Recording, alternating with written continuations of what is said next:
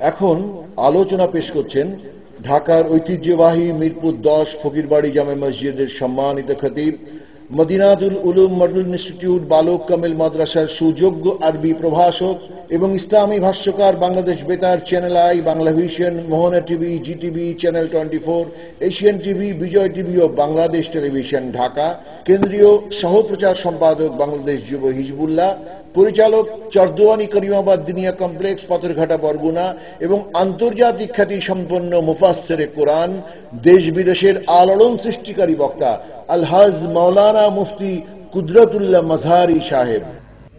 আসসালামু আলাইকুম ওয়া রাহমাতুল্লাহি ওয়া বারাকাতুহু। আসসালাতু ওয়াসসালামু আলাইকা ইয়া হাবিবাল্লাহ। الصلاة والسلام عليك يا شافي المذنبين. الصلاة والسلام عليك يا رحمة للعالمين. الحمد لله رب العالمين والعاقبة للمتقين، والصلاة والسلام على من كان نبيا وآدم بين الماء والطين، وعلى آله وأصحابه أجمعين. أما بعد، فقد قال الله سبحانه وتعالى في كلامه المجيد وفرقانه الحميد: أعوذ بالله من الشيطان الرجيم. بسم الله الرحمن الرحيم. وما أرسلناك إلا رحمة للعالمين. وقال تعالى في شان حبيبه مخبرا وآمرا: إن الله وملائكته يصلون على النبي يا أيها الذين آمنوا صلوا عليه وسلموا تسليما. اللهم صل على জোরেশ্বর দিল খুলে মোহাব্বতে আপনার আমার দুরূদ মদিনার থেকে দয়াল নবীজি শুনছেন। মাদ ওয়ালা আলি সাইয়্যিদিনা মাওলানা মুহাম্মদ। আল্লাহুম্মা জোরে জোরে দিল খুলে মাওলানা মুহাম্মদ ওয়ালা আলি সাইয়্যিদিনা।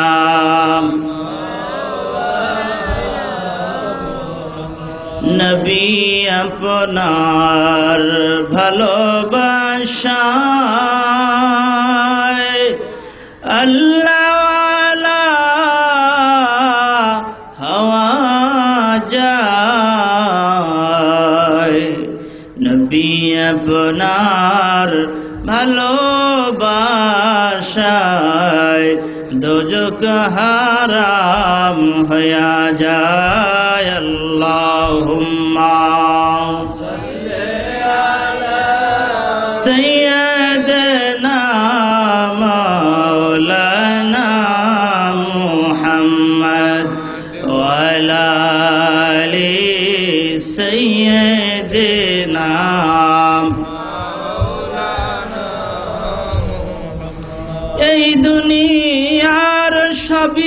থাকবে, আমরা একদিন থাকব না। এই দুনিয়ার সবই থাকবে, আমরা একদিন থাকব না। সবাই মোদের ভুলে যাবে, নবীজি আপনি ভুলবেন না।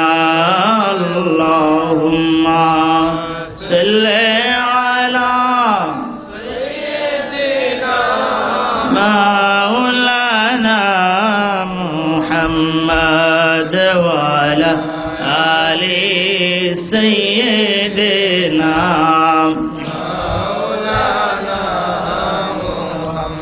একটু জিকির করেন সুবহানাল্লাহ, আলহামদুলিল্লাহ, লা ইলাহা ইল্লাল্লাহ। সুবহানাল্লাহ, আলহামদুলিল্লাহ, লা ইলাহা ইল্লাল্লাহ। সুবহানাল্লাহ, আলহামদুলিল্লাহ, লা ইলাহা লা ইলাহা ইল্লাল্লাহু, লা ইলাহা ইল্লাল্লাহ, লা ইলাহা ইল্লাল্লাহু, লা ইলাহা ইল্লাল্লাহ। হাসবি রব্বি জাল্লাল্লাহ, মা ফি কলবি গায়রুল্লাহ। নূর মুহাম্মদ সাল্লাল্লাহ, লা ইলাহা ইল্লাল্লাহ। হাসবি রব্বি জাল্লাল্লাহ, মা ফি কলবি গায়রুল্লাহ। নূর মুহাম্মদ সাল্লাল্লাহু, লা ইলাহা ইল্লাল্লাহ। বলেন আমরা গুনাহগার বান্দা, বলেন আমরা গুনাহগার বান্দা, ক্ষমা করে দাও আল্লাহ। বলেন ক্ষমা করে দাও আল্লাহ। দেখা নবীজির রওজা যেথায় সোনার মদিনা, লা ইলাহা ইল্লাল্লাহ, লা ইলাহা ইল্লাল্লাহ। হাসবি রব্বি জাল্লাল্লাহ, মা ফি কলবি গায়রুল্লাহ। নূর মুহাম্মদ সাল্লাল্লাহু, লা ইলাহা। বলেন বহু দূরে মদিনা, বলেন বহু দূরে মদিনা, কেমনে যাব জানি না, কেমনে যাব জানি না। দয়াল আল্লাহ দয়া করেন, দয়াল আল্লাহ দয়া করেন, নসিব করেন মদিনা, লা ইলাহা ইল্লাল্লাহ, লা ইলাহা লা ইলাহা ইল্লাল্লাহ মুহাম্মাদুর রাসূলুল্লাহ সাল্লাল্লাহু আলাইহি ওয়াসাল্লাম। হবিগঞ্জে দক্ষিণ সাংগঠ পাক পাঞ্জতন সুন্নি যুব সংগঠনের উদ্যোগে দ্বিতীয় বার্ষিকী তাফসিরুল কোরআন মহাসম্মেলন 2016 মহান আল্লাহ রাব্বুল আলামিনের দরবারে অসংখ্য অগণিত শুকর আদায় করি। আমরা সকলে পড়ছি আলহামদুলিল্লাহ। সুবহানাল্লাহ, আলহামদুলিল্লাহ বললে লাভ হয় না ক্ষতি হয়? হাদিস শরীফ খুলুন, হাদিস শরীফের এসে আল্লাহ নবী ইরশাদ করেন, সুবহানাল্লাহি ওয়ালহামদুলিল্লাহি তামলা বাইনাল মিজান ওয়া তামলা বাইনাস সামাই ওয়াল আরদ। যখন আল্লাহ পাকের কোনো বান্দা বলে সুবহানাল্লাহ অথবা বলে আলহামদুলিল্লাহ, বলার সঙ্গে সঙ্গে জমিন থেকে শুরু করে আসমান পর্যন্ত আপনার আমার নামে যিনি সুবহানাল্লাহ বলবেন তার নামে নেকি দ্বারা আল্লাহ পাক ভরপুর করে দেন। আরো জোরে বলেন না সুবহানাল্লাহ। এক বছরা হোটেলে ভাত খাইতে বসছে, তো তা হোটেল বয়কে বলতেছে, এবারটা সালাদ দে, তো লেবু টেবু দে। নাই, আছে। তা লেবু দিছে। এবার লেবু হাতে নিয়ে চাপ দিয়ে দেখে যে লেবুতে লস টস কিছু নাই। তা বলতেছে, বয়কে বলতেছে, কি লেবু দিলি রে, এতে তো রস নাই, কিছুই তো নাই। এবার হোটেল ম্যানেজারকে ডেকে বলে, এইরকম লেবু দিল। হোটেল ম্যানেজার ডেকে বলতেছে, এই কি লেবু দিছো? স্যার লেবু তো ঠিক মতন দিছি। তাহলে? কিন্তু সেই সকাল থেকে এই পর্যন্ত তো 13-14 জন তো চিপসে, এখন আর রসকস কিছু নাই। আপনাদের অবস্থা কি তাই হয়েছে? আবার অনেকে চিন্তা করেন, ঠান্ডা যদি মুখ সরাই সুবহানাল্লাহ আলহামদুলিল্লাহ বলি, তাহলে আবার গলার ভিতরে ঠান্ডা যদি ঢুকে যায়, তাই নাকি? আল্লাহ নবী বলেন, যে ব্যক্তি একবার সুবহানাল্লাহ অথবা একবার আলহামদুলিল্লাহ বলবে, নেকিগুলো পরকালে ময়দানে হাসরের দিনে আপনার আমার নেকির পাল্লায় যখন দিয়ে দেওয়া হবে, সঙ্গে সঙ্গে আপনার আমার নেকির পাল্লা ভারী হয়ে যাবে।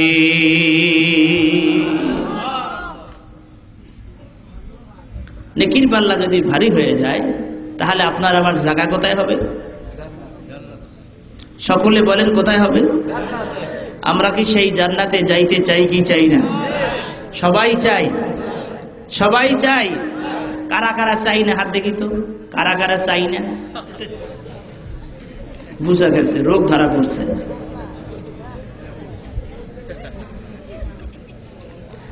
তাহলে এবার কারা কারা জান্নাতে যাইতে চাই? হাত দেখি, দুই হাত। নারায়ে তাকবীর, নারায়ে রিসালাত। সালেহাবাদ দরবার শরীফের হযরত পীর সাহেব হুজুর কিবলা, আল্লাহ আমাদেরকে সকলকে জান্নাতি মানুষ হিসাবে কবুল করবেন, আমিন। আজকে এই পৃথিবীতে মুসলমানদের কোনো ঠাঁই নাই, মুসলমানদের কোনো পক্ষে কথা বলার লোক নাই। পৃথিবীতে যেখানেই মুসলমান, সেখানেই মুসলমান আজকে নির্যাতিত হচ্ছে। কথা ঠিক কিনা জোরে বলেন? পার্শ্ববর্তী দেশ আরাকান, সে আরাকানের মুসলমানদেরকে পাখির মতো গুলি করা হচ্ছে, কেটে কেটে টুকরা টুকরা করা হচ্ছে। এরপর মুসলমানদের গোস্তগুলো চিল কাক এদেরকে দেওয়া হচ্ছে। কথা ঠিক কিনা জোরে বলে? শুধু মুসলমান, এই অপরাধে আরাকানের মুসলমানদেরকে বাড়িঘর থেকে বের করে দেওয়া হচ্ছে। আরাকানের মুসলমানদের করুণ অবস্থা, শিশুদের আর্তনাদ দেখলে শুনলে চোখের পানি রাখা যায় না। তারা চিৎকার দিয়ে কাঁদছে আর বলছে, ও বাংলাদেশি মুসলমানেরা, তোমাদের সীমান্তের দরজাগুলো খুলে আমাদেরকে একটু আশ্রয় দাও। আমরা মুসলমান ভাইয়ের আশ্রয় দিতে পারলাম না। এই জন্য আমরা সরকারকে জানাই যে পার্শ্ববর্তী দেশ মুসলমান আরাকানের মুসলমানদেরকে আমাদের আশ্রয় দেওয়া সকলের উচিত। ঠিক কিনা জোরে বলে? এবং সরকারকে আমরা আবদার জানাই, অচিরেই আরাকানের মুসলমানদেরকে বাংলাদেশের সাময়িক সময়ের জন্য হলো তাদের নিরাপত্তার জন্য, তাদের জীবন বাঁচাবার জন্য আশ্রয় আমরা দেই। এটা আমরা সরকারের কাছে জোর দাবি জানাইতে পারি কি পারি কিনা? বন্ধুরা আমার, আজ ফিলিস্তিনি মুসলমান করুণ অবস্থা, কাশ্মীরি মুসলমান করুণ অবস্থা, ইরাকের মুসলমানদের করুণ অবস্থা, আমরাও কিন্তু করুণ অবস্থার শিকার। ঠিক কিনা জোরে বলে? আজকের আমাদের ঈমান, আজকের আমাদের আকীদা, আজকের আমাদের আমল শেষ করা হচ্ছে বিভিন্ন ষড়যন্ত্রের মাধ্যমে। পৃথিবীতে 3 শ্রেণীর মানুষ। এক হচ্ছে কাফের, প্রকাশ্যে আল্লাহকে অস্বীকার করে, প্রকাশ্যে দিনকে অস্বীকার করে, আল্লাহকে মানে না, দিনকে মানে না, কাফের। এদেরকে আমরা চিনি। আল্লাহ রাব্বুল আলামিন তাদের শানে সূরা নাজিল করে সুন্দর করে জানিয়ে দিলেন, কুল ইয়া আইয়ুহাল কাফিরুন। সূরা কাফিরুন কোরআনুল কারীম ভিতর আছে কি নাই? আরো জোরে আছে কি নাই? আর এক শ্রেণীর মানুষ হচ্ছে মুমিন, যারা আমরা ঈমানদার, যারা আমরা ইসলাম কবুল করেছি, ঈমানদার হয়েছি। এই মুমিন নামের পবিত্র কোরআনুল কারীমে সূরা মুমিন আছে কি নাই? আল্লাহ বলেন কদ আফলাহাল মুমিনুন, নিশ্চয়ই নিশ্চয়ই সফল কাম হবে মুমিনরা। চিৎকার দেব না আমিন। কাফের এবং মুমিন এই দুই সূরা আল্লাহ আমাদেরকে সুন্দর করে জানিয়ে দিলেন। এক শ্রেণীর মানুষ কাফের, আর এক শ্রেণীর মানুষ কি? মুমিন। মুমিন এবং কাফেরের মাঝামাঝি আর এক শ্রেণীর মানুষ আছে, যাদেরকে চিনা যায় না, যাদের মাথায় সুন্দর পাগড়ি, সুন্দর জামা, সুন্দর দাড়ি, সুন্দর চাল চলন, আচার আচরণ দেখে বোঝা যায় না এই লোকটা মুমিন, খাঁটি মুমিন। এই লোকটার ভিতরে যে এরকম খারাপ কিছু রয়েছে এটা বোঝা যায় না।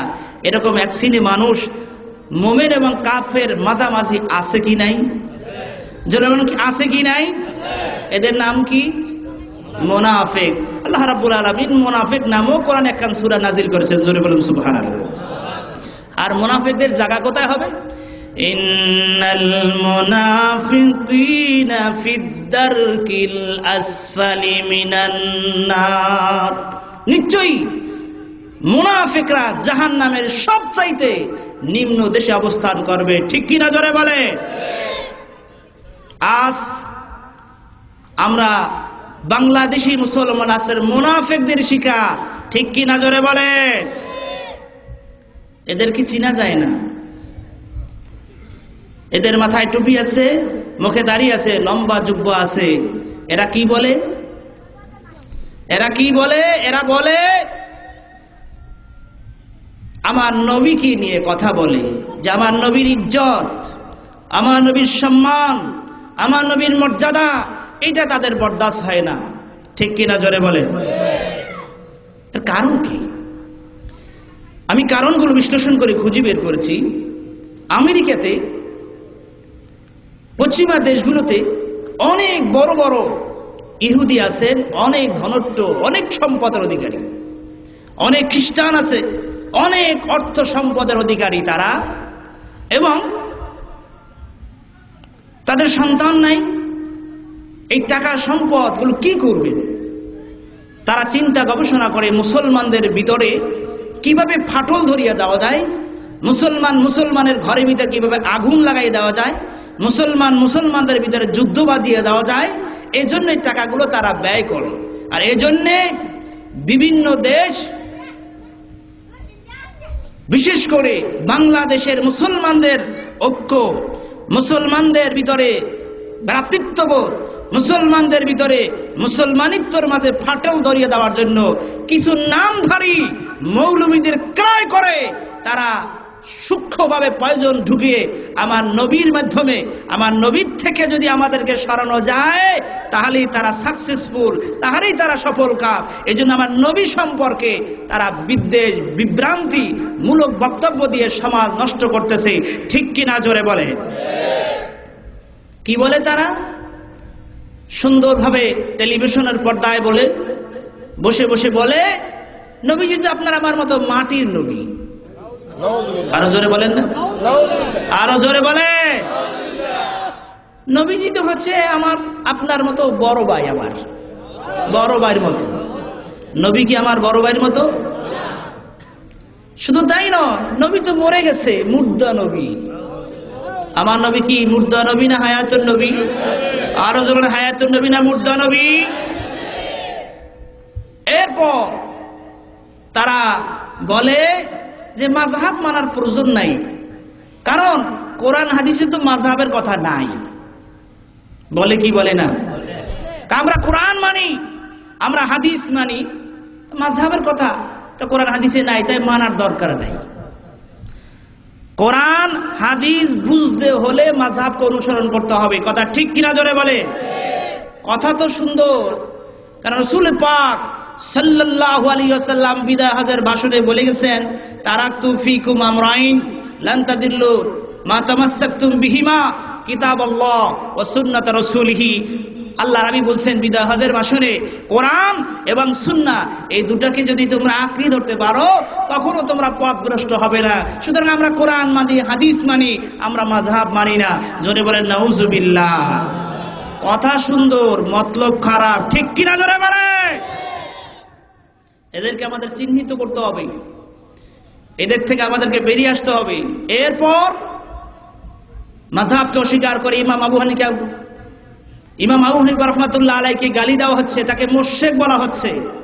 শুধু তাই নয়, আপনার আমার কলেমা আমরা যে ছোটবেলা থেকে শিখে আসলাম, পড়ে আসলাম, লা ইলাহা ইল্লাল্লাহু মুহাম্মাদুর রাসূলুল্লাহ, এই কলেমা পড়লে নাকি আমরা মুশরিক হয়ে গেছি। নাউজুবিল্লাহ বলেন। আমরা ছোটবেলা থেকে আলেমদের কাছে শুনেছি, ওস্তাদদের কাছে শিখেছি, মক্তবে পড়েছি কলেমা লা ইলাহা ইল্লাল্লাহু মুহাম্মাদুর রাসূলুল্লাহ। এই কলেমা আপনাদের এলাকায় ঠিক আছে কিনা? আমরা কি সবাই এই কলেমা পড়ি? এটা আওয়াজ দিয়ে বলে, লা ইলাহা ইল্লাল্লাহু মুহাম্মাদুর রাসূলুল্লাহ সাল্লাল্লাহু। আপনারা ইউটিউব সার্চ দিয়ে দেখবেন, বড় বড় আন্তর্জাতিক নামে বক্তা বলে যে এই কলেমা ঠিক নাই, এই কলেমা বলে মুশরিক হয়ে যাবে। আমি ওর কাছে প্রশ্ন করতে চাই, ওর বাবা তো এই কলেমা পড়ে মুসলমান হয়েছিল, ঠিক কিনা জোরে বলে? তাহলে ওর বাবা তো আগেই মুশরিক হয়ে গেছে, তাই মুশরিকের সন্তান, ঠিক কিনা জোরে বলে? আমরা কোরআন এবং হাদিস থেকে বের করার চেষ্টা করব যে এই কলেমা ঠিক আছে কিনা, জানা দরকার কিনা। পবিত্র কোরআনের অন্যতম সূরা ফাতির 26 নম্বর আয়াত আল্লাহ পাক বলেন, ওয়ালজামাহুম কালিমাতাত তাকওয়া। এই আয়াতুল কারীমের এই অংশের ব্যাখ্যায় তাফসিরে জালালাইন, তাফসিরে সাবি, তাফসির রুহুল বায়ান, তাফসির দুরুল মাসরুর সহ অসংখ্য তাফসিরের ভিতরে এসেছে এই কালিমাতে তাকওয়ার কথা যে আল্লাহ পাক বললেন, এই কালিমাতে তাকওয়ার দ্বারা বোঝানো হয়েছে কলেমা লা ইলাহা ইল্লাল্লাহু মুহাম্মাদুর রাসূলুল্লাহ সাল্লাল্লাহু আলাইহি ওয়াসাল্লাম। এরপর হাদিস শরীফ বিশ্লেষণ করলে দেখা যায় এই কলেমা হাদিসের বিচার আছে। সুবহানাল্লাহ বলেন। মুসলিম শরীফে একটা বাব বাঁধা হয়েছে, অধ্যায় বাঁধা হয়েছে, তা হচ্ছে কলেমা লা ইলাহা ইল্লাল্লাহু মুহাম্মাদুর রাসূলুল্লাহ সাল্লাল্লাহু আলাইহি ওয়াসাল্লাম। এবার হাদিস শরীফ খুলুন, বাইহাকি শরীফ মুস্তাদরিক ফিল হাকিম, সুন্দর করে বলা হয়েছে সেখানে হযরত ওমর ইবনে খাত্তাব রাদিয়াল্লাহু তাআলা আনহু থেকে হাদিসটা বলে তিনি বলেন, আল্লাহ নবী রাসূল আরবি সাল্লাল্লাহু আলাইহি ওয়াসাল্লাম ইরশাদ করেন, লাম্মা তারাফা আদম খতিয়াতু ক্বালা ইয়া রাব্বি আসআলুকা বিহাক্কি মুহাম্মদ। আদম আলাইহিস সালাতু ওয়াস সালাম আল্লাহর কাছে দোয়া করলেন, আয় রব্বুল আলামিন, আপনি মুহাম্মদুর রাসূলুল্লাহ সাল্লাল্লাহু আলাইহি ওয়াসাল্লামের ওসিলায় আমাকে maaf কইরা দে।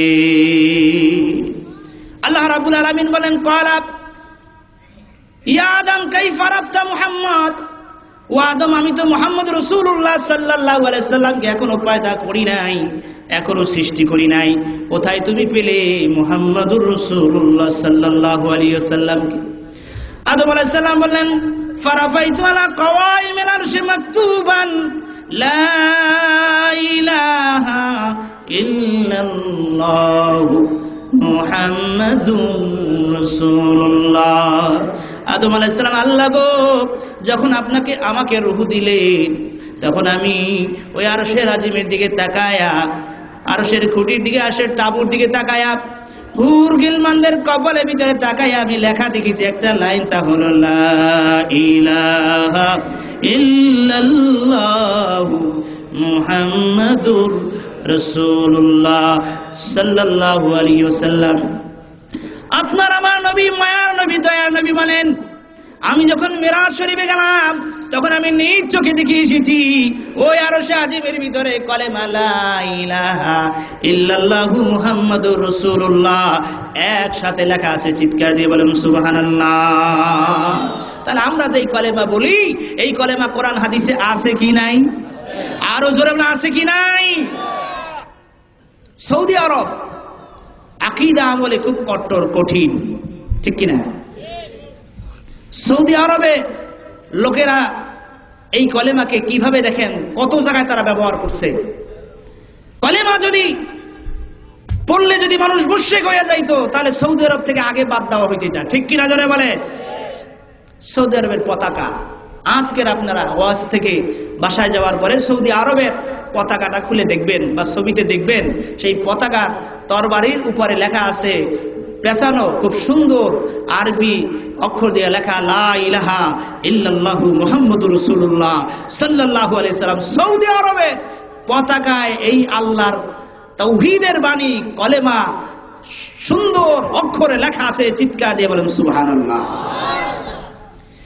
শুধু তাই নয়, এবার মসজিদের ভিতরে ঢুকেন, তারা বলে যে এই যে আল্লাহ লেখা আছে লা ইলাহা ইল্লাল্লাহ মুহাম্মাদুর রাসূলুল্লাহ, মসজিদগুলোতে লেখা আছে, আবার মুহাম্মদ আছে বামে, আছে কি নাই?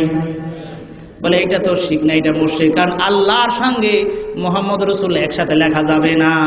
তাহলে আল্লাহকে মুহাম্মদকে আল্লাহ বানিয়ে দেওয়া হলো বা মুহাম্মদের জায়গায় আল্লাহকে বলানো হলো, এরকম বিভ্রান্তমূলক বক্তব্য দিয়ে বলে যে আল্লাহ এবং মুহাম্মদ এরকম একসাথে লেখা যাবে না। গাজীপুরেতে কয়েকদিন আগে এইটা নিয়ে খুব দ্বন্দ্ব শুরু হইল। এক শ্রেণী লোকেরা বলতেছে এরকম আল্লাহ আর এরকম মুহাম্মদ লেখা যাবে না, এটা পোষো নামাও টাইজ ভাঙ্গো। আর এক শ্রেণী মানুষ বলল থাকবে। এরপর দ্বন্দ্ব শুরু হয়ে পিটাপিটি শুরু হলো মসজিদের ভিতরে। নাউজুবিল্লাহ বলেন। বন্ধুরা আমার, এরা আসলে মুসলমানদের ভিতরে অনৈক্য সৃষ্টি করার জন্য ইহুদি খ্রিস্টানদের টাকা খেয়ে এরা ইহুদি খ্রিস্টানদের দালালি করতেছে। ঠিক কিনা ধরে বলে? আপনারা আমরা বুঝবো না, সুকৌশলে ইহুদি খ্রিস্টানরা মুসলমানদের ভিতরে এরকম ভাইরাস ছড়াচ্ছে। বন্ধুরা আমার, এই আল্লাহ এবং মুহাম্মদ সাল্লাল্লাহু আলাইহি ওয়াসাল্লাম কলেমা দেখা যাক সৌদি আরবের মসজিদগুলোতে আছে কিনা। যারা হজে গেছেন অথবা যারা হজে যাবেন তারা যান চলে পৃথিবীর প্রথম মসজিদ, যেই মসজিদ আল্লাহ নবী নিজ হাতে তৈরি করেছেন, মসজিদে কুবা। ওই মসজিদের কোবার ভিতরে সুন্দরভাবে লেখা আছে আল্লাহু লা ইলাহা ইল্লাল্লাহু মুহাম্মাদুর রাসূলুল্লাহ, এবং মুহাম্মদ সাল্লাল্লাহু আলাইহি সাল্লামের নামটা, হুজুরের নামটা এই আমাদের দেশে যেভাবে মসজিদগুলোতে আছে, পৃথিবীর প্রথম মসজিদ নবীজির নিজ হাতে কলেমাতে তাকওয়া অর্থাৎ তাকওয়ার মসজিদ, মসজিদে কুবার ভিতরে এই কলেমা লেখা আছে। চিৎকার দিয়ে বলুন সুবহানাল্লাহ। এই যে আমাদের মসজিদে কলেমা যদি ঠিক না হইতো তাহলে সৌদি আরব তো আগেই এটা বাদ দিত। ঠিক কিনা জানা বলে? মসজিদে নববীর ভিতরে ঢুকেন, আল্লাহ নবীর মসজিদের ভিতরে সুন্দরভাবে এই কলেমা আছে। হেরেমের ভিতরে ঢুকেন, সেখানেও কলেমা আছে। আল্লাহর ঘর কি নাম? আল্লাহর ঘরের নাম কি? জোরে বলেন। কাবা ঘর। জোরে বলেন। আল্লাহর ঘর কাবা ঘরের একটা গেলাপ আছে, একটা জামা আছে না? কিরকম রং? জোরে বলেন কি রং? আল্লাহ নবী রাসূল আরবি সাল্লাল্লাহু আলাইহি ওয়াসাল্লাম শুধু নয়, পৃথিবীর শুরু থেকে অর্থাৎ দীর্ঘ যুগ যুগ ধরে কাবা শরীফে একটা জুব্বা পরানো হয়, একটা গেলাপ দেওয়া হয়। ওটা কাবার গিলাপ বলে। ওই কাবার গিলাপের ভিতরে আরবিতে সুন্দর করে লেখা আছে, আরবি কোরআনের আয়াতগুলো স্বর্ণ অক্ষরে আছে কি নাই। এরপরে শুধু তাই নয়, ওই গিলাপের কাছে গেলে দেখা যায় ক্রস ক্রস করে লেখা আছে লা ইলাহা ইল্লাল্লাহু মুহাম্মাদুর রাসূলুল্লাহ, জলসাবা কাবুল কালার উপরে কাছে গেলে সুন্দরভাবে দেখা যায় ক্রস করে লেখা লা ইলাহা ইল্লাল্লাহু মুহাম্মাদুর রাসূলুল্লাহ। একবার নয়, দুইবার নয়, হাজার হাজার লক্ষ লক্ষ বার কাবার গেলাবের কাপুরি আমার আপনার কলেমা লা ইলাহা ইল্লাল্লাহু মুহাম্মাদুর রাসূলুল্লাহ লেখা আছে। চিৎকার দিয়ে বলুন সুবহানাল্লাহ। আর জোরে বলুন সুবহানাল্লাহ। তাহলে আমাদের কলেমা ঠিক আছে কি নাই? আরো বলুন ঠিক আছে কি নাই? সুতরাং এরা আমাদের মাঝে বিভ্রান্ত সৃষ্টি করে, এরা আমাদের মাঝে সমাজের ভিতরে দ্বন্দ্ব শুরু করে দিয়েছে। আমাদেরকে বিভ্রান্ত করার সৃষ্টি করা হচ্ছে, যে আমাদেরকে নবীজি থেকে দূরে সরাইবার চেষ্টা করা হচ্ছে। ঠিক কিনা জোরে বলে? এইটা নতুন কিছু না। এই আল্লাহর হাবিব থেকে আমাদেরকে দূরে সরানো হচ্ছে, এটা নতুন কিছু নয়। আল্লাহর হাবিব রাসূল আরবি সাল্লাল্লাহু আলাইহি ওয়াসাল্লামের সময় হুজুর যুদ্ধের মালামাল বন্টন করছিলেন। যুদ্ধের মাল হুজুর কাউকে একটা দিচ্ছেন, কাউকে দুটো দিচ্ছেন, হুজুর ইচ্ছা মতো সবাইকে বন্টন করে করে দিচ্ছেন। একজন লোক নামধারী সাহাবী, তিনি বললেন, ইয়া মুহাম্মদ, বন্টনের ক্ষেত্রে আপনি ইনসাফ কায়েম করুন। নাউজুবিল্লাহ বলেন। আরো জোরে বলেন। আল্লাহ নবী বললেন, আমি যদি এই পৃথিবীতে ইনসাফ কায়েম করতে না জানি তাহলে কে ইনসাফ কায়েম করবে? ওমর রাদিয়াল্লাহু তাআলা খুব রাগ করলেন, ইয়া রাসূলুল্লাহ, আল্লাহ হুজুর অনুমতি দেন, এখন এই মুহূর্তে ওই মালাউনের গর্দানটা উড়াই দেয়। হুজুর বললেন, ওমর খামোশ, একটু সবর করো। হুজুরের নির্দেশ না পেয়ে ওমর চুপ হয়ে গেলেন। হুজুর বললেন, ওমর শুনে নাও, এরা এমন সম্প্রদায়ের লোক হবে, এদের থেকে এমন নসব বের হবে যাদের নামাজ তোমার নামাজে অনেক সুন্দর হবে, যাদের ইবাদত তোমার ইবাদতের চাইতে মোর অনেক সুন্দর হবে, কপালে দাগ পড়ে যাবে, কিন্তু আমি নবীকে তারা বরদাস্ত করতে পারবে না, আমি নবীকে তারা সহ্য করতে পারবে না। এরকম এক শ্রেণী মানুষ আমাদের সমাজে আছে কি নাই? যেমন আছে কি নাই? আজকে আউলিয়া কেরামদেরকে সমালোচনা করা হচ্ছে, আউলিয়া কেরামের পীরকে পীর পূজা বলা হচ্ছে, মারেফাতকে মরার পথ বলা হচ্ছে, ঠিক কিনা যারা বলে? শুধু তাই নয়, আজকের মিলাদ ও কিয়ামকে তারা শিরক বিদআত হারাম বলা হচ্ছে, নামাজের পরে মোনাজাতকে তারা বাদ দিয়ে দেওয়া হচ্ছে, ঠিক কিনা জোরে বলে? আপনাদের কি কষ্ট হচ্ছে? আপনাদের কি খারাপ লাগছে? আমরা একসাথে দোয়া মোনাজাত করে একসাথে বিদায় হলে সুন্দর হয় না? মাহফিলে আদব হচ্ছে, কোরআনে আদব হচ্ছে, কোরআন শরীফ মনোযোগ দিয়ে শোনা, ঠিক কিনা জোরে বলেন? আল্লাহ পাক পবিত্র কোরআনুল কারীমের অন্যতম সূরা আরাফ 204 নম্বর আয়াত আল্লাহ পাক ইরশাদ করেন, ওয়াইযা কুরিয়াল কুরআন ফাসতামিউ লাহু ওয়ানসিতু লাআল্লাকুম তুরহামুন। ওয়াইযা কুরিয়াল কোরআন, যখন কোরআনুল কারীমের তেলাওয়াত করা হয়, ফাসতামিউ তোমরা শ্রবণ করো, ওয়ানসিতু তোমরা চুপ থাকো, লাআল্লাকুম তুরহামুন তোমাদের উপরে রহম করা হবে। জোরে বলেন না সুবহানাল্লাহ। আমরা সবাই একসাথে দোয়া মোনাজাত করে বিদায় হইতে চাই কি চাই না? আপনি যদি আজকের চলে যান, আপনি যদি দুনিয়া থেকে চলে যাবেন, আপনার সন্তানও এভাবে আপনার জন্য আমার জন্য দোয়া না করে ফিরিয়ে যাবে, ঠিক কিনা জোরে বলে? আজকের যাদের মা বাবা চলে গেছেন তাদের জন্য আমরা একসাথে দোয়া মোনাজাত করে বিদায় হব। কারা কারা বিদায় হবে হাত দেখি তো? নারায়ে তাকবীর, নারায়ে রিসালাত। আল্লাহ কবুল করবেন, আমিন। বন্ধুরা আমার, রাসূল পাক সাল্লাল্লাহু আলাইহি সাল্লামকে আমাদেরকে চিনতে হবে। আমরা আজকে নবীজিকে চিনতে পারি নাই, যার কারণে আমার আমল আকীদা নষ্ট হয়ে যাচ্ছে।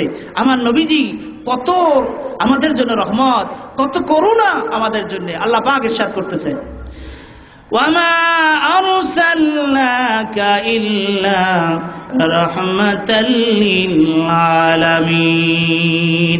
ও পৃথিবীবাসী, তোমাদের জন্য আল্লাহর পক্ষ থেকে আপনার আমার নবী হলো রহমত। জোরে বলুন সুবহানাল্লাহ।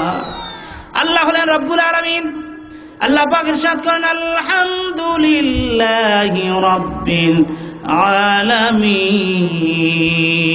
আল্লাহ বলেন সমস্ত বিশ্ব জগতের প্রতিপালক আল্লাহ পাকের জন্য। আল্লাহ রব্বুল আলামিন হলেন রব্বুল আলামিন। তিনি হলেন আসমান সৃষ্টি করেছেন, জমিন সৃষ্টি করেছেন, তামাম সৃষ্টি জগতের পালন কর্তা কে? জোরে বলেন, জোরে বলেন কে? আল্লাহ। আরো জোরে বলেন কে? আর তামাম সৃষ্টি জগতের জন্য আপনার আমার নবী হলেন রহমত। জোরে বলেন সুবহানাল্লাহ। শুধু আসমানের রহমত নয়, শুধু জমিনের রহমত নয়, আল্লাহ রাব্বুল আলামিন আরশে আজিমি দিয়ে আল্লাহ রাব্বুল আলামিন প্রমাণ করায় দিলেন। আল্লাহ নবী যখন মিরাজ শরীফে চলে গেলেন, তখন আরশে আজিমে যখন কদম রাখলেন, হুজুর তাকিয়ে দেখেন তার পায়ে জুতা আছে। সুবহানাল্লাহ বলেন। আল্লাহ নবী জুতা খুলতে চাইলেন, আল্লাহ তাআলা জিকে বলেন, বন্ধু হে, আপনি জুতা খুলবেন না, আপনার জুতার ধুলিতে আমার আরশ ধন্য হবে, আপনার জুতার ধুলি আমার আরশ অপেক্ষা করতেছে, তার জন্য বলেন সুবহানাল্লাহ। আল্লাহ পাক তার বন্ধুকে আরশে আজিমি নিয়ে দাঁড় করায়া তামাম সৃষ্টি জগৎ আরশের নিচে, ঠিক কিনা জোরে বলেন? আল্লাহ প্রমাণ করাই দিলেন, বন্ধু হে, আপনার সম্মান, আপনার মর্যাদা এত বেশি, তামাম সৃষ্টি জগতের উপর আপনার মর্যাদা, তামাম সৃষ্টি জগতের উপর আপনার সম্মান। বাদাজ খুদা বুজুর্গি কি কিসসা মুক্তাসার। আল্লাহ নবীর কথা হলো তামাম সৃষ্টি জগতের উপরে আল্লাহর পরে, ঠিক কিনা জোরে বলে? আল্লাহ রাব্বুল আলামিন তো আল্লাহই, ঠিক কিনা জোরে বলেন? আল্লাহ হলেন সৃষ্টিকর্তা, আমরা হলাম আল্লাহর সৃষ্টি। আল্লাহ হোসেন খালেক, আমরা হলাম মাখলুক। আল্লাহ পাক হলেন খালেক, আমার আপনার নবী হল আল্লাহর বান্দা মাখলুক। কিন্তু আল্লাহ রাব্বুল আলামিন আপনার আমার নবীর সম্মান, আপনার আমার নবীর মর্যাদা কোরআনুল কারীম এভাবে তুলে দিয়েছেন। কোরআনুল কারীমের ভিতরে সব নবীদের নাম আল্লাহ ধরে ধরে ডেকেছেন, কিন্তু আপনার আমার নবীর নাম আল্লাহ পাক ইয়া মুহাম্মদ বলে কোরআনে একবারও ডাক দেয় না। বলুন সুবহানাল্লাহ। আল্লাহ রাব্বুল আলামিন যখন আপনার আমার নবীর নাম নিতে ইচ্ছা করেছেন, কত সুন্দরভাবে নাম নিলেন, মুহাম্মাদুর রাসূলুল্লাহ ওয়াল্লাযীনা মাহু আশিদ্দাউ আলাল কুফফার। আল্লাহ রাব্বুল আলামিন যখন আপনার আমার নবীর নামটা নিলেন, কত সম্মানের সাথে, কত তাজিমের সাথে, কত মুহাব্বতে আল্লাহ পাক ডাক দিলেন ইয়া মুহাম্মদ বলে। একটিবারও আল্লাহ পাক আপনার আমার নবীকে ডাক দেয় নাই। জোরে জোরে বলুন সুবহানাল্লাহ। সেই নবীর ইজ্জত আমার কাছে নাই, সেই নবীর সম্মান আমার আপনার কাছে নাই। সেই নবীর ইজ্জত করে সম্মান করে আল্লাহ রাব্বুল আলামিন সাহাবায়ে কেরামদেরকে এত মর্যাদা দিয়েছিলেন, এত সম্মান দিয়েছিলেন, যাদের সঙ্গে আল্লাহ পাক বললেন রাদিয়াল্লাহু আনহু ওয়া রাদওয়ান, আমি সাহাবীদের উপরে খুশি, সাহাবায়ে কেরামও আমার উপরে খুশি। জোরে বলুন সুবহানাল্লাহ। দারুণতার সিদ্ধান্ত হলো যে রাসূল পাক সাল্লাল্লাহু আলাইহি সাল্লামকে কতল করা হবে। কে পারবে কতল করতে? যুবকদের ভিতর অন্যতম শক্তিশালী যুবক হযরত ওমর রাদিয়াল্লাহু তাআলা আনহু তখন ইসলাম কবুল করেন নাই। তিনি বললেন আমি পারবো। ওমর রাদিয়াল্লাহু তাআলা আনহুকে বললেন তুমি যদি পারো 100 দিন তোমার লাল উট তোমাকে দেওয়া হবে। ওমর রাদিয়াল্লাহু তাআলা আনহু তরবারি নিলেন, দৌড় শুরু করলেন। প্রতিমধ্যে বন্ধু নাইমের সাথে দেখা হয়ে গেল। বন্ধু নাইম ডেকে বললেন ও ওমর কই যাও দোস্ত, কোথায় যাও? ওমর বলেন মুহাম্মদুর রাসূলুল্লাহ, আমরা বলি সাল্লাল্লাহু আলাইহি ওয়াসাল্লামকে কতল করতে যাই। বন্ধু বলল, নাইম বলল তুমি মুহাম্মদ সাল্লাল্লাহু আলাইহি ওয়াসাল্লামকে কতল করতে যাইবা, আর মুহাম্মদ সাল্লাল্লাহু আলাইহি ওয়াসাল্লাম বংশের লোকেরা কি নাকে তেল দিয়ে ঘুমাইয়ে থাকবো? আরে তুমি এরকম কথা বলো মুহাম্মদ সাল্লাল্লাহু আলাইহি ওয়াসাল্লামের পক্ষে? তুমি কি মুসলমান হয়ে গেছো নাকি? বন্ধু নাইম ডেকে বললেন ওমর রে, আমার কথা বাদ দাও, তুমি তোমার পরিবারের কথা চিন্তা করো। তোমার বোন জামাই তো কলেমা পড়ে মুসলমান হয়ে গেছে। জোরে বলুন সুবহানাল্লাহ। ওমরের মোটিভটা ঘুরে গেল, দৌড় শুরু করলো বোন জামাইয়ের বাড়ির দিকে। দৌড়ে গিয়ে বোন এবং বোন জামাইকে মার শুরু করলো, প্রচন্ড বেগে মার দেওয়া শুরু করলো, আঘাতের পর আঘাত। বোন রক্তাক্ত হলো, বোন জামাই রক্তে রঞ্জিত হয়ে গেল। বোনের রক্ত দেখে ওমরের মায়া লেগে গেল, আহারে আমি আমার বোনকে কেন মারতেছি। ডেকে ডেকে বলতেছে বোন তোমরা যেন কি পড়তেছিলে, আমার নজর কানে আওয়াজ শুনতে পেয়েছিলাম, কি তোমরা পড়তেছিলে? বললে আমরা কোরআনুল কারীমের তেলাওয়াত করতেছিলাম। জোরে বলুন সুবহানাল্লাহ। আমাকে একটু কোরআন শরীফটা দাও না, পাতাটা। বোন বললেন তুমি মুশরিক, মুশরিকদের হাতে কোরআনুল কারীম দেওয়া যাবে না যতক্ষণ পর্যন্ত তুমি গোসল না করবে, পবিত্র না হবে, ততক্ষণ পর্যন্ত তোমাকে কোরআনের বাণী দেওয়া যাবে না। ওমর গোসল করলেন, কোরআনুল কারীমের আয়াত দেখে তার দিলটা নরম হয়ে গেল। চিৎকার দিয়ে বলেন সুবহানাল্লাহ। ওমর বললেন আমাকে নিয়ে চলো দয়াল নবীজি, মায়ার নবীজির কাছে নিয়ে চলো।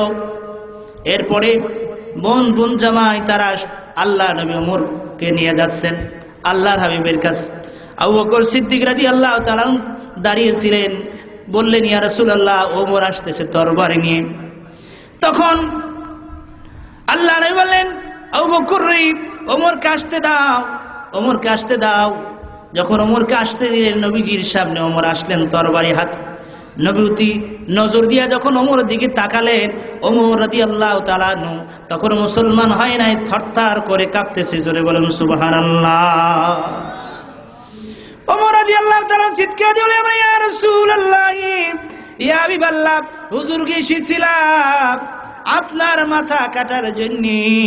ইয়া রাসূলুল্লাহ, আমার মাথা আপনার কদমে দিয়া দিলাম। সুবহানাল্লাহ বলেন।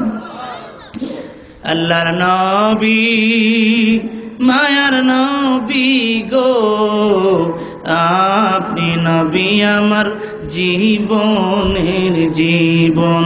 বলেন আল্লাহর নবী নূরের নবী গো, আপনি নবী আমার জীবনের জীবন। রাহমাতাল লিল আলামিন, আপনি উম্মতের জাবিন, গুনাহগার উম্মতের আপনজন। আল্লাহর নবী মায়ার নবী গো, আপনি নবী আমার জীবনের জীবন। রাহমাতাল লিল আলামিন, আপনি উম্মতের জাবিন, গুনাহগার উম্মতের আপনজন। আল্লাহর নবী নূরে নবী গো, আপনি নবী আমার জীবনের জীবন। যে দেখিল একবার স্বপ্নে, ভুলে না আর জীবনে। বলেন, যে দেখিল একবার স্বপ্নে, ভুলে না আর জীবনে। দিবানিশি জপে আপনার নাম। আল্লাহর নবী মায়ার নবী গো, আপনি নবী আমার জীবনের জীবন। আপনি নবী আমার জীবন সাথী, অন্ধকার কবরের বাতি। বলে, আপনি নবী আমার জীবন সাথী, অন্ধকার কবরের বাতি। আপনি নবী আমার নির্ধন নির্ধন। আল্লাহ নবী মায়ার নবী গো, আপনি নবী আমার জীবনের জীবন। ঠিক কিনা করে বলে? ওমর রাদিয়াল্লাহু তাআলা আনহু বললেন, ইয়া রাসূলুল্লাহ, ইয়া হাবিবাল্লাহ, হুজুর গো, আর দেরি নাই, আর দেরি করতে পারতেছি না, এখনই কলেমা পড়ায়া আমাকে মুসলমান বানায়া দে। সুবহানাল্লাহ বলেন। আল্লাহ নবী বললেন, পড়ো ওমর কলেমা, লা ইলাহা ইল্লাল্লাহু মুহাম্মাদুর রাসূলুল্লাহ। জোরে বলেন সাল্লাল্লাহু আলাইহি ওয়াসাল্লাম। ওমর রাদিয়াল্লাহু তাআলা আনহু কলেমা পড়লেন, মুসলমান হলেন। বলে, ইয়া রাসূলুল্লাহ, হাবিবাল্লাহ, আর কি কতদিন গোপনে আজান হবে? আর কতদিন গোপনে আমরা ইবাদত বন্দি করব? আর কতদিন গোপনে গোপনে ইসলাম প্রকাশ করব, ইসলাম প্রচার করব? আর নয় হুজুর, চলে কাবার হাতিমে আমরা আজান দিয়ে সকলে মিলে নামাজ আদায় করি। চিৎকার দিয়া বলেন সুবহানাল্লাহ। ওমর রাদিয়াল্লাহু তাআলা আনহু কত হুজুরকে ভালোবাসতেন, সাহাবায়ে কেরাম কত হুজুরকে মুহাব্বত করতেন। দেখেন, হযরত আবু বকর জীবনীতে এসেছে, আল্লাহ নবী মক্কা থেকে মদিনায় হিজরত করবেন। কাফেরদের অত্যাচার, যারাই মুসলমান হয় তাদের উপর অত্যাচার, তাদের উপর নির্যাতন। ইসলামের প্রথম শহীদ মহিলাদের ভিতর থেকে হযরত সুমাইয়া রাদিয়াল্লাহু তাআলা আনহাকে আবু জেহেল বল্লম দিয়ে তাকে শহীদ করে দিয়েছে। কাবা শরীফের পশ্চিম দিকে একটা মক্কা বাসস্ট্যান্ড নামে একটা বাসস্ট্যান্ড আছে, ওর পাশে একটা গুরুস্থান আছে, যেই গুরুস্থানের নাম হলো জিন্দা গুরুস্থান। ওই জিন্দা গুরুস্থান বলা হয় এই জন্যে, জাহিলি যুগের লোকেরা তাদের জীবিত কন্যা সন্তানকে জীবন্ত ওই জায়গায় কবর দেওয়া হইতো। এই জন্য ওই গুরুস্থানের নাম হলো জিন্দা গুরুস্থান। ওই গুরুস্থানের ভিতরেই হযরত সুমাইয়া রাদিয়াল্লাহু তাআলা আনহাকে দাফন করা হয়েছে। কয়েকদিন পূর্বে হজের সংস্কার কাজ চলছে, আর এই জন্যে ওই জায়গাটা হেরেমের ভিতরে, কাবার ভিতরে চত্বরের প্রয়োজন। তাই বুলডোজার নিয়ে ভাঙতে গেছে যখন ওই গোরস্থানটা, সঙ্গে সঙ্গে হযরত সুমাইয়া রাদিয়াল্লাহু তাআলা আনহুর পায়ে আঘাত লেগে রক্ত ফিঙ্কি দিয়ে টাটকা রক্ত তার কবর থেকে বের হচ্ছে। জোরে বলুন সুবহানাল্লাহ। ইসলামের জন্য যারা শহীদ হয়, তারা জীবিত আল্লাহ পাক কোরআনে জানিয়ে দিয়েছেন, ওয়ালা তাকুলু লিমান ইউকতালু ফি সাবিলিল্লাহি আমওয়াত, যারা আল্লাহর রাস্তায় শহীদ হয় তারা মৃত্যু নয় বরং বালা হায়া, তারা জীবিত। আল্লাহর পক্ষ থেকে সকাল ও সন্ধ্যা তাদেরকে রিজিক দেওয়া হয়। জোরে জোরে বলুন সুবহানাল্লাহ। এরপর খুবাইব, খাব্বাব, হযরত বিলাল, অসংখ্য গণিত সাহাবায়ে কেরাম নির্যাতিত হলেন। আল্লাহ নবী সকল কি বললেন, পরামর্শ দিলেন, তোমরা বিভিন্ন দেশে হিজরত করো, হিজরত করো। সাহাবায়ে কেরাম বিভিন্ন দেশে হিজরত করতেছিলেন। মদিনা শরীফের পূর্ব নাম ছিল ইয়াসরিব। সাহাবায়ে কেরাম ইয়াসরিব দিকে হিজরত করতে লাগলেন। সকলেই প্রায় হিজরত করে করে চলে গেছেন। আল্লাহ নবী একদা ডেকে বলেন, আবু বকর রে, হয়তো তোমাকে আমার সঙ্গে প্রয়োজন হতে পারে, সুতরাং তুমি আমার অনুমতি ছাড়া হিজরত করো না। কাফেররা চতুর্দিকে, মুসলমানরা যখন চলে যাচ্ছে হয়তো চিন্তা করলো কখনই মুহাম্মদ রাসূলুল্লাহ সাল্লাল্লাহু আলাইহি সাল্লাম তিনিও হিজরত করে চলে যান। তাই দারুন নদায়ের ভিতরে পরামর্শ মিটিং বসলো। আর ওই মিটিং এর ভিতরে আবু জাহল, উতবা, সাহেবা, কাফেররা বসে সিদ্ধান্ত করলো যে মুহাম্মদ রাসূলুল্লাহ সাল্লাল্লাহু আলাইহি ওয়াসাল্লামকে হত্যা করা হবে। জোরে জোরে বলেন নাউজুবিল্লাহ। সকলেই সিদ্ধান্ত করা হলো আজ রাত্রে মুহাম্মদ রাসূলুল্লাহ সাল্লাল্লাহু আলাইহি সাল্লামকে হত্যা করা হবে। আর প্রত্যেক গোত্র থেকে এক একজন যুবকদেরকে একত্রিত করা হলো, আর তাদের হাতে তরবারি দেওয়া হলো।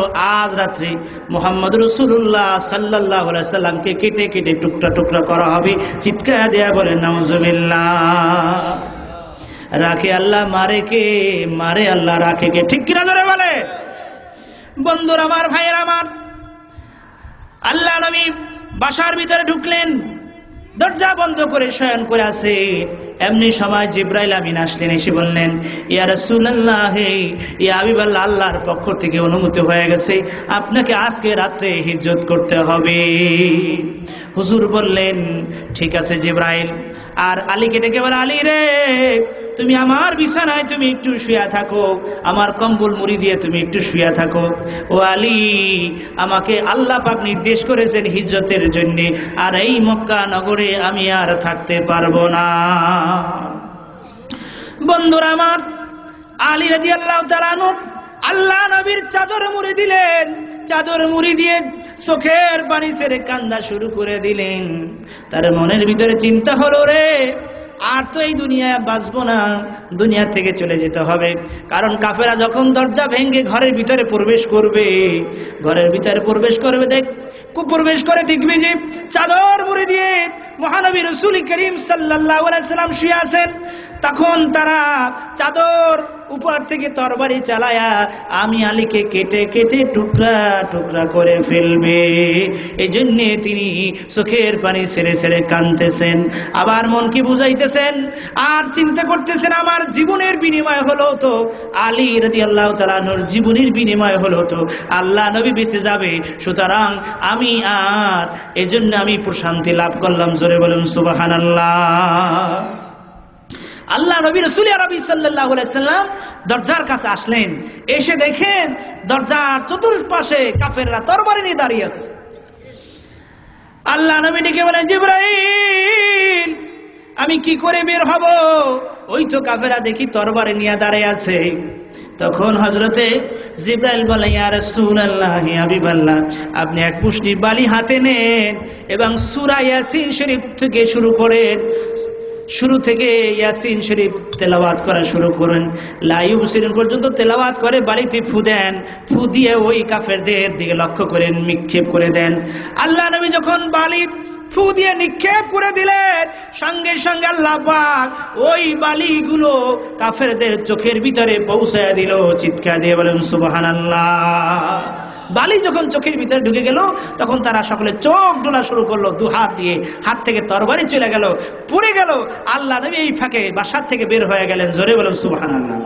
ওয়া মাকারু মাকারাল্লাহ ওয়াল্লাহু খায়রুল মাকিরিন। একটু আমরা নবীকে সালাম দেই, ইয়া রাসূলুল্লাহ ইয়া হাবিবাল্লাহ ইয়া রাসূলুল্লাহ ইয়া হাবিবাল্লাহ, জোরে ইয়া রাসূলুল্লাহ ইয়া হাবিবাল্লাহ ইয়া রাসূলুল্লাহ।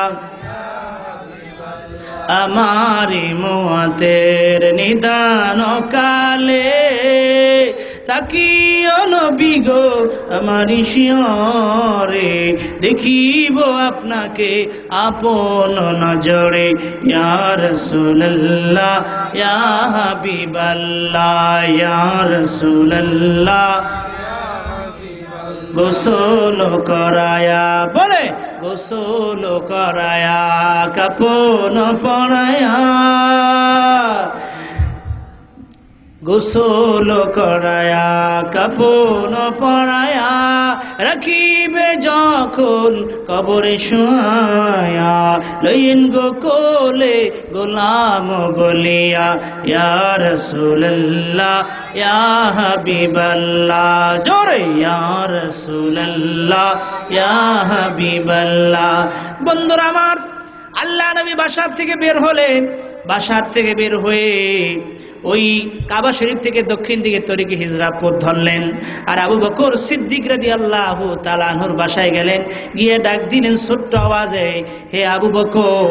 ডাক দেওয়ার সঙ্গে সঙ্গে আবু বকর সিদ্দিক রাদিয়াল্লাহু তাআলা সঙ্গে সঙ্গে তিনি বের হয়ে বললেন, লাব্বাইক সাদাইক ইয়া রাসূলুল্লাহ, জোরে বলুন সুবহানাল্লাহ। আল্লাহ নবী ডেকে বলে, আবু বকর রে, আমি ছোট্ট আওয়াজে ডাক দিলাম, কি করে তুমি আমার শুনলাম? তুমি কি ঘুমাও নাই? আবু বকর বলে, ইয়া রাসূলুল্লাহ ইয়া হাবিবাল্লাহ, হুজুর গো, আপনি দীর্ঘদিন পূর্বে বলেছিলেন আমাকে হিজরত করতে হবে, আর আপনি হিজরত করবেন আমাকে সাথী থাকতে হবে।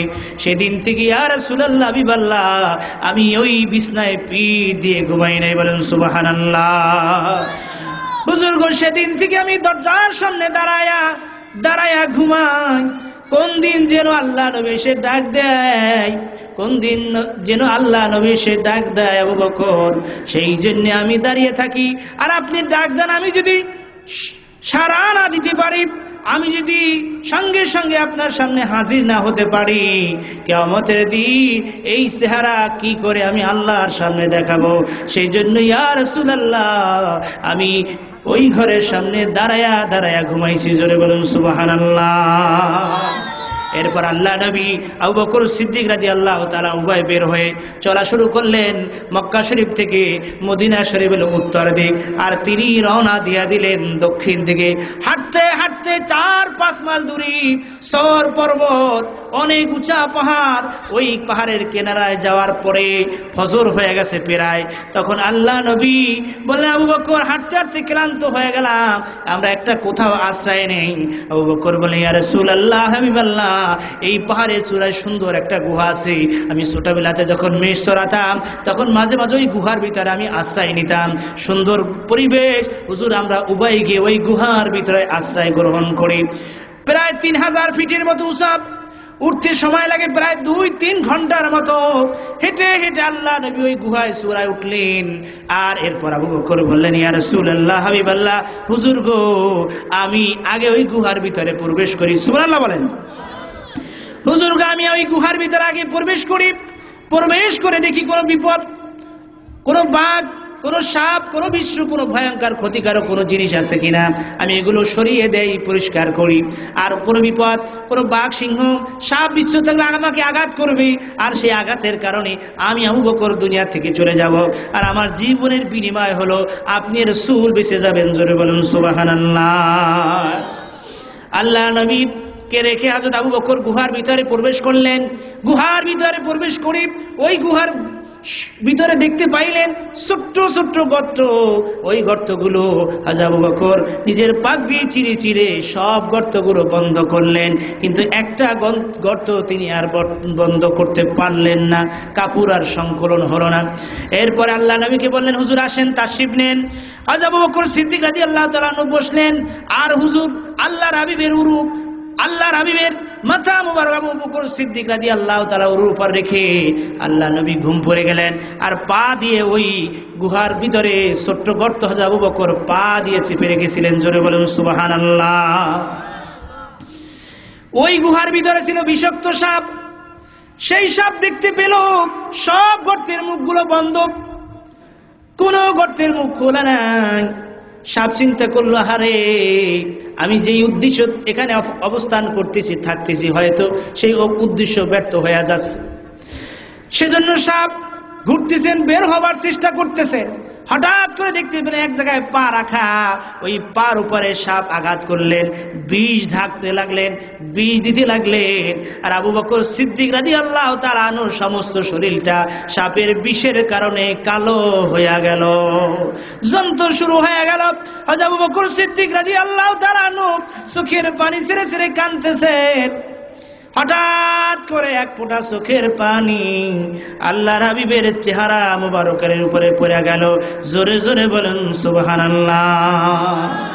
হুজুরের ঘুম ভেঙে গেল। হুজুর তাকিয়ে দেখেন আবু বকর সিদ্দিক রাদিয়াল্লাহু তাআলা আনহু কাঁদতেছেন। হুজুর বললেন, আবু বকর কেন কান্দো, কি সমস্যা হয়েছে? আবু বকর বলে, ইয়া রাসূলুল্লাহ, আমি বাল্লাগু, ওই গর্তের ভিতরে হুজুর একটা বিষাক্ত সাপ, ওই সাপে আমাকে আঘাত করেছে, ওই বিষ যন্ত্রণা আমি আর সহ্য করতে পারি না। হুজুর বললেন, পাটা সরাও। ওই ক্ষত স্থানে আল্লাহ নবী থুতু মুবারক লালা লাগাই দিলেন। সঙ্গে সঙ্গে আবু বকর সিদ্দিক রাদিয়াল্লাহু তাআলা আনহু সুস্থ হয়ে গেলেন। জোরে বলুন সুবহানাল্লাহ, আরো জোরে বলুন সুবহানাল্লাহ।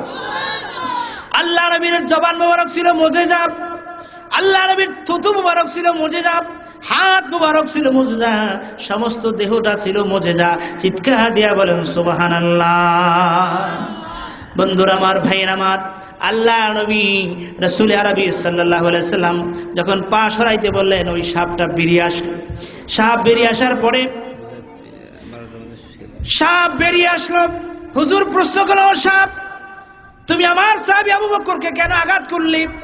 সাপ বলে, ইয়া রাসূলুল্লাহ, ইয়া হাবিবাল্লাহ, হুজুর গো, আপনাকে একটি নজর দেখার জন্য এই গুহার ভিতরে আমি 700 বছর পর্যন্ত অপেক্ষা করতেছি। জোরে বলুন সুবহানাল্লাহ। কয় বছর? আল্লাহ নবীকে দেখার জন্য 700 বছর পর্যন্ত অপেক্ষা করতেছে। সাপ বলে, ইয়া রাসূলুল্লাহ, আজ থেকে 700 বছর আগে হযরত ঈসা আলাইহিস সালাম এক বক্তব্য বলেছিলেন, এই পথ দিয়ে আপনি ইজ্জত করবেন আর এই গুহার ভিতরে আপনি আশ্রয় নেবেন। আর সেই বক্তব্য শোনার পর থেকে হুজুর আপনাকে এক নজর দেখার জন্য আমি এই গুহার ভিতরে অপেক্ষা করতেছি। জোরে জোরে বলুন সুবহানাল্লাহ। আমরা সেই নবীজিকে দেখতে চাই কি চাই না? আর চাই কি চাই না?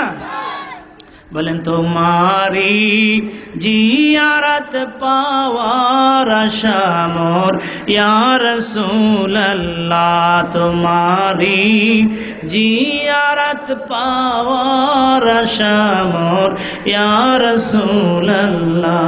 স্বপ্নে দাও দেখা দাও চেহারা তব ইয়া রাসূলুল্লাহ। গুনাহগার পাইনা শাহর চাইতে কিছু দরগাহে তব শাফায়াত দিয়ে কাউসার পিলায় গো ইয়া রাসূলুল্লাহ। তোমারি জিয়ারত পাওয়ার আশা মোর ইয়া রাসূলুল্লাহ। আমরা জীবনভর বহুত গুনাহ করেছি, জেনে অজেনে না জেনে। জীবনে গুনাহ কথা স্মরণ করুন, আল্লাহ পাকের দরবার খালেস তওবা করুন। সকল আমার সাথে পড়ো, আউযু বিল্লাহি মিনাশ শাইতানির রাজীম। বিসমিল্লাহির রহমানির রহিম। আস্তাগফিরুল্লাহ রাব্বি মিন কুল্লি যামবিন ওয়া আতুবু ইলাইহি লা হাওলা ওয়ালা কুওয়াতা ইল্লা বিল্লাহি আলিয়্যিল আযীম। ইয়া আল্লাহ, আমরা তওবা করতেছি গুনাহে সগীরা, গুনাহে কবীরা, গুনাহে শিরক, গুনাহে বিদআত, গুনাহে জানা, গুনাহে অজানা, সকল প্রকার গুনাহ হতে ইয়া আল্লাহ আমাদেরকে ক্ষমা করে দিন। আমরা দিলে এবং জবানে ইকরার করিতেছি কালিমায়ে তাইয়্যিবা লা ইলাহা ইল্লাল্লাহু মুহাম্মাদুর রাসূলুল্লাহ। আল্লাহুম্মা আমিন, আল্লাহুম্মা আমিন, আল্লাহুম্মা আমিন। রব্বানা যালামনা أنفسنا وإن لم تغفر لنا وترحمنا لنكونن من الخاسرين ربنا لا تزغ قلوبنا بعد إذ هديتنا وهب لنا من لدنك رحمة إنك أنت الوهاب رب العالمين আল্লাহ আপনি রহমতের নজরে তাকাইয়া দেখেন গভীর রজনী প্রচন্ড ঠান্ডাকে উপেক্ষা করে ভাইরা বসে বসে কোরআনের কথা শুনলো, হাদিসের কথা শুনলো, দয়াল নবীজির কথা শুনলো। আল্লাহ তাওবা ইস্তিগফার করি আপনার শাহী দরবারে, মহান দরবারে বড় আশা নিয়ে আমরা হাত তুলে দিয়েছি। আল্লাহ আরশে আজিমের থেকে রহমতের নজরে আমাদের দিকে তাকান। আল্লাহ এই পাক পাঞ্জাতন সুন্নি যুব সংঘের উদ্যোগে তাফসীর কুরআন মহাসম্মেলন, এই সম্মেলনকে আয়োজন করতে গিয়া আল্লাহ যুবক ভাইয়েরা মানুষের ধারে ধারে গিয়ে কত কষ্ট করেছেন, সুন্দর করে প্যান্ডেল করেছেন, মাইকিং পোস্টার, কত সুন্দর আয়োজন ব্যবস্থাপনা করলো আল্লাহ। আয় রব্বুল আলামিন এই মাহফিল আপনি কবুল করে আনিন রব্বুল আলামিন। আর সওয়াব সরওয়ার কায়নাত কায়নামদার তাজদারে মদিনা উম্মত ওয়ালা জান্নাত ওয়ালা দয়াল নবীজির রওজা ধারে আর সব পৌঁছে দিন। আল্লাহ আমরা নবীকে দেখি নাই, জীবনভর শুনলাম মদিনা মদিনা মদিনা। অনেক ভাই এমন আছি জীবনও মদিনায় যাইতে পারলাম না। হে রব্বুল আলামিন তোমার বন্ধুকে ওই কাফেররা দেখলো, মুশরিকরা দেখলো, পাথর মেরে উহুদের ময়দানে দান্দান মুবারক শহীদ কইরা দিল গো।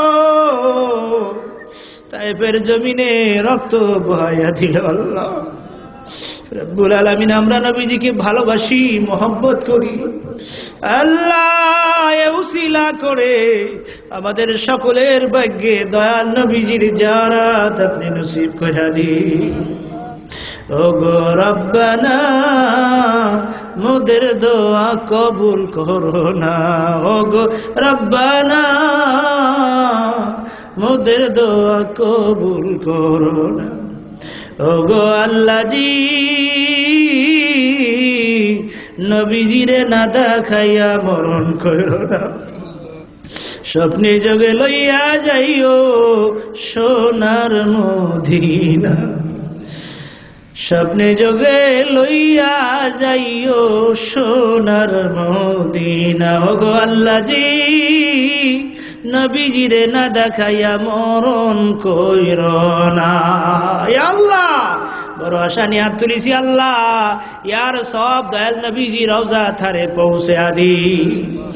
আয় রব্বুল আলামিন আহলে বাইত পাক পাঞ্জাতন শুহাদায়ে কারবালা আজ পর্যন্ত দ্বীনের জন্য যারা শহীদ হলো আল্লাহ সকলের রূহ মুবারকের হাদিয়া পৌঁছে দিন।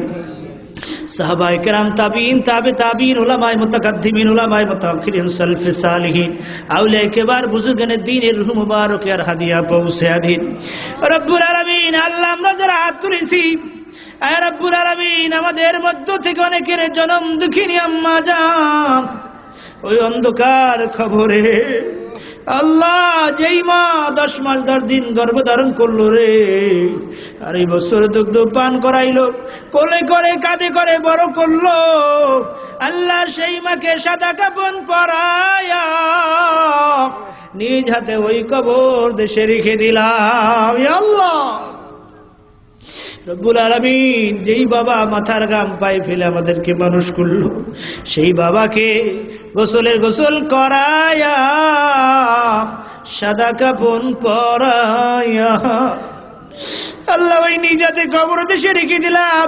আজ পর্যন্ত তো কোনো খবর পাইলাম না আল্লাহ। দেশ বিদেশে থাকলে খবর পাওয়া যায়, ওই বাসবাগানে ওই গুরুস্থানে আপনার বাবা, আমার বাবা, আপনার মা, আমার মা কান্দার বলে তু তাই আঙ্গার গাছতাই আজ মালে মা ইজামাগা ফেল সুদি আজ হালে মা।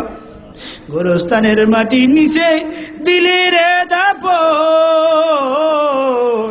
কত বছর চলে গেল নিলি না খবর। বাঁশবাগানের মাটি নিচে দিলি রে দাপন, পুকুর পাড়ের মাটির নিচে দিলি রে দাপন, কত বছর চলে গেল নিলি না খবর। আল্লাহ রব্বুল আলামিন, আমরা যারা হাত তুলিছি আমাদের মার কবর কিভাবে চলতেছে, বাবার কবরে জিন্দেগি কিভাবে চলতেছে, আল্লাহ তুমি তো জানো। আল্লাহ নবী বলে, আমি যা চোখে দেখি উম্মত, তোমরা যদি যা চোখে দেখতে, আমি যা কানে শুনি, তোমরা যদি শুনতে, বিছনায় পিঠ দিয়ে ঘুমাইতে পারতে না।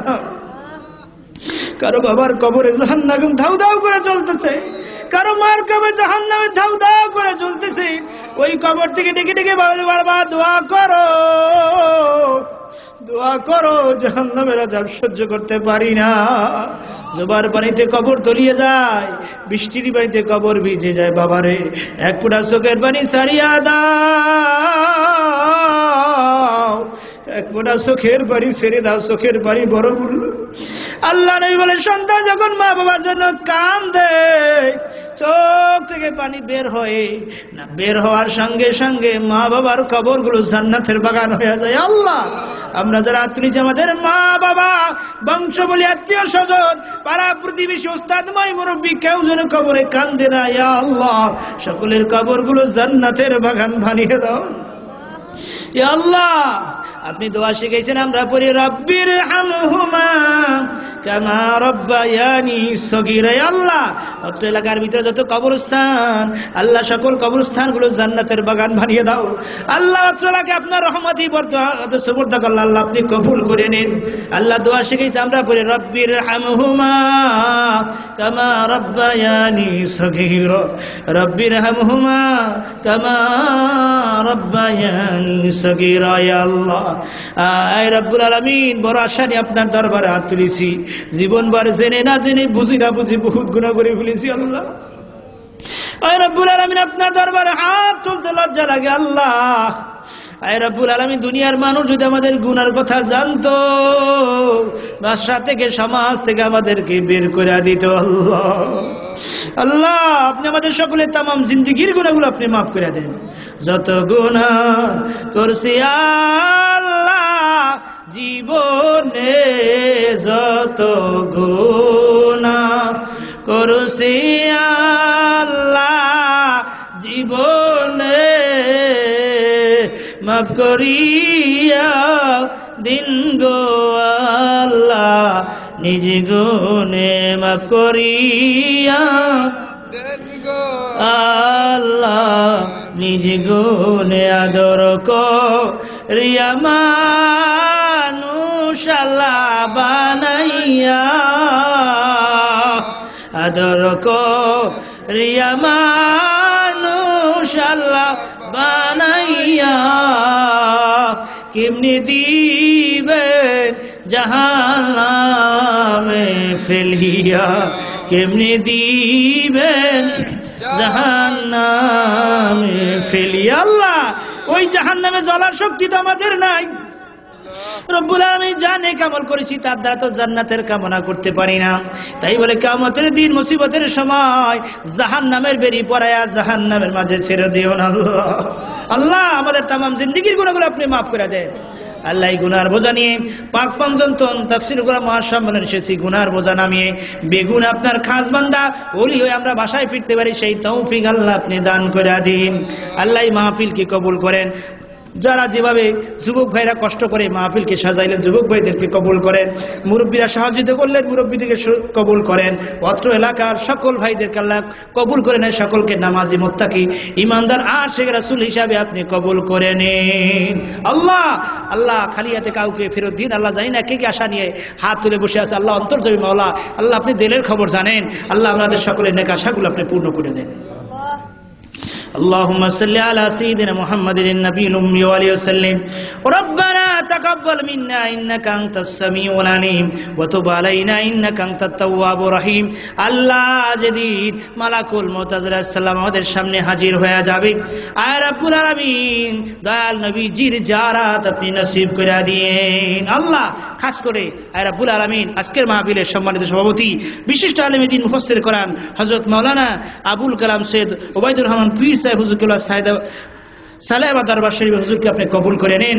আয় রাব্বুল আলামিন মেহেরবানি করে অত্র এলাকায় বিশেষ করে আয় রাব্বুল আউলিয়া একরাম বাংলাদেশে শাহজালাল আমির রহমাতুল্লাহ আলাই, শাহ মাকদুম রহমাতুল্লাহ আলাই, শাহ নিসারুদ্দিন রহমাতুল্লাহ আলাই, ফুলতুনি সাহেব হুজুর কিবলা রহমাতুল্লাহ আলাই, অসংখ্য আউলিয়া একরাম এই মাটির নিচে শুয়ে আছে। আল্লাহ তাদের কবরগুলো জান্নাতের বাগান বানিয়ে দাও, তাদের উসিলা আমাদের দোয়া মুনাজাত আপনি কবুল করে নেন। ربنا تقبل منا انك انت السميع العليم وتب علينا انك انت التواب الرحيم। মৃত্যুর সময় দয়াল নবীজিকে দেখায়া দেখায়া আমাদের সকলের জবানে জারি করে দেন ঈমানি কালিমা লা ইলাহা ইল্লাল্লাহ মুহাম্মাদুর রাসূলুল্লাহ সাল্লাল্লাহু আলাইহি ওয়াসাল্লাম। আসসালামু আলাইকুম ওয়া রাহমাতুল্লাহি ওয়া বারাকাতুহু। আন্তর্জাতিক খ্যাতিসম্পন্ন মুফাসসিরে কোরআন, দেশ বিদেশের আলোড়ন সৃষ্টিকারী বক্তা আলহাজ মাওলানা মুফতি কুদরতুল্লাহ মাজহারি সাহেবের বিষয় ভিত্তিক ওয়াজ শুনতে সার্চ করুন ইউটিউব বাংলা ওয়াজ মুফতি কুদরতুল্লাহ মাজহারি।